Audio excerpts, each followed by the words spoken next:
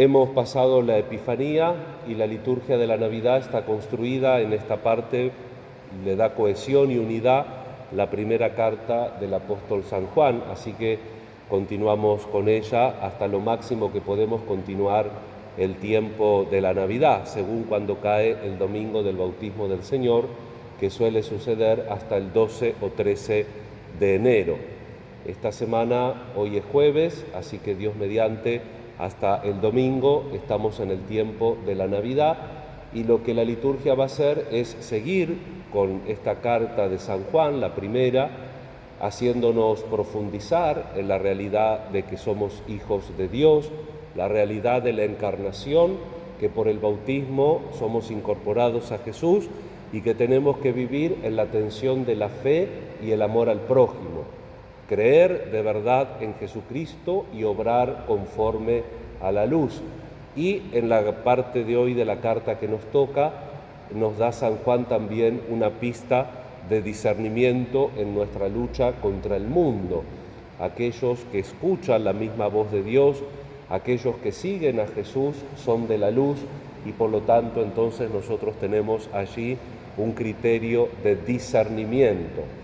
En cuanto al Evangelio, la liturgia también nos lo pone relativamente fácil en el sentido de acompañar nuestra meditación en la manifestación de Jesús, así como Jesús se revela a los pueblos paganos en los Reyes Magos, hoy la liturgia nos lo presenta como luz de las naciones en esta región de Galilea donde se establece, una región que era limítrofe con los paganos, y su fama, como nos dice el evangelista, se extendía por Siria, la Decápolis, Judea, la Transjordania, todos lugares que estaban abiertos a los pueblos circunvecinos que reciben también la luz de la encarnación y de la manifestación.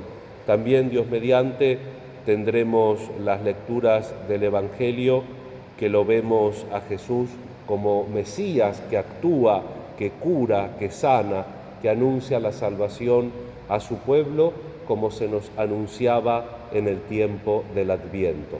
Aprovechemos estos días y por supuesto que siempre en el año litúrgico está todo el misterio de la redención. Ayer en el anuncio de las fiestas movibles se nos recuerda que todo el año litúrgico gira en torno a la Pascua y la Pascua supone la encarnación y nosotros celebramos la Eucaristía precisamente por la encarnación.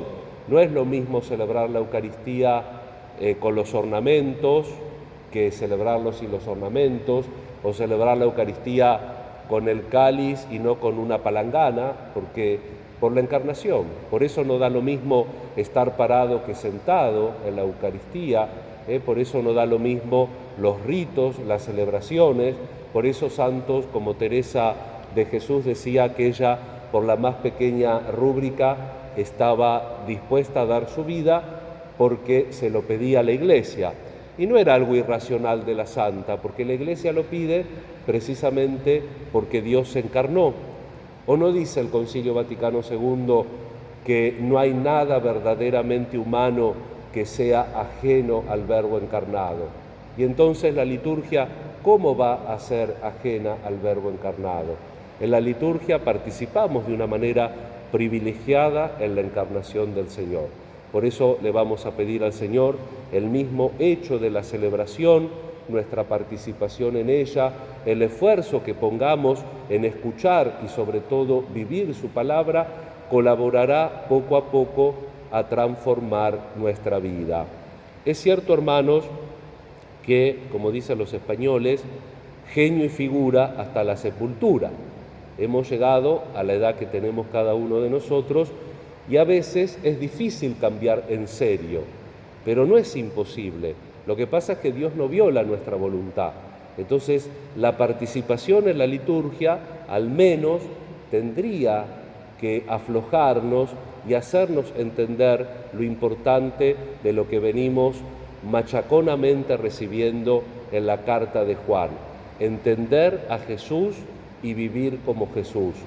Vivir en la fe y practicar el amor. Esto es la clave de la encarnación, y esta es definitiva la clave de la salvación, porque Cristo realizó eso, se encarnó porque ama a cada uno de nosotros y se entregó totalmente a nosotros. Eso, en la medida de nuestra limitación y pequeñez, es lo que tenemos que hacer cada uno de los bautizados. Ojalá que nos animemos y que caminemos mientras tengamos luz. Mientras estamos vivos, tenemos luz y podemos dejar que esa luz inunde nuestra vida y nos lleve por el camino del cumplimiento y de la vivencia del Evangelio. Que así sea.